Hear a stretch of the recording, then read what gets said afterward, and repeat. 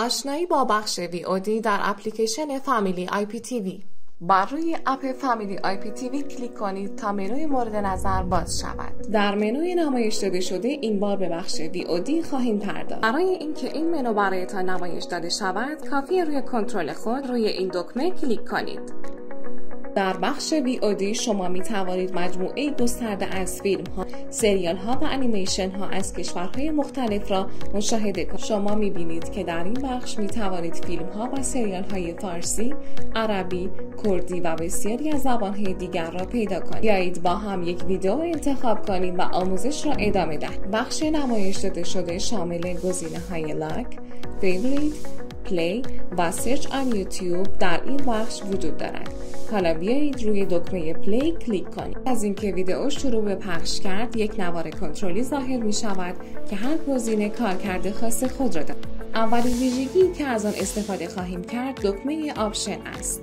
Audio track, subtitle, lock, aspect ratio, play speed, sleep timer, catch up, record.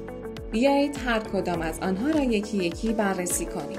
در بخش اودیو ترک شما می توانید زبان ویدیو را تغییر دهید. گزینه بعدی ساب تایتل است که به شما امکان می دهد زیرنویس‌های فیلم را مدیریت کنید. گزینه بعدی لاک است که به شما این امکان را می دهد که کنترل های پخش را غیر فعال کنید تا از لمس های تصادفی یا تغییرات ناخواسته جلوگیری کنید. گزینه بعدی اسپکت ریشیو است که به شما این امکان را می دهد که اندازه و تناسب صفحه نمایش ویدیو را تنظیم کنید. شما می توانید بین نسبت های مختلف صفحه نمایش جابجا شوید تا به طور کامل با صفحه نمایش شما هماهنگ شود و تجربه تماشای شما را بهبود بخشد. گزینه بعدی پلی اسپید است که به شما این امکان را می دهد که سرعت پخش ویدیو را تنظیم کنید. شما می توانید آن را برای مشاهده دقیق تر کند کنید یا سرعت پخش را افزایش دهید تا محتوا را سریعتر تماشا کنید. گزینه بعدی اسلیپ تایمر است که به شما این امکان را می دهد تا یک تایمر تنظیم کنید تا پس از مدت زمان مشخص پخش ویدیو به طور خودکار متوقف شود. این ویژگی مفید است اگر بخواهید ویدیو پس از خوابیدن شما یا در زمان مشخصی متوقف شود.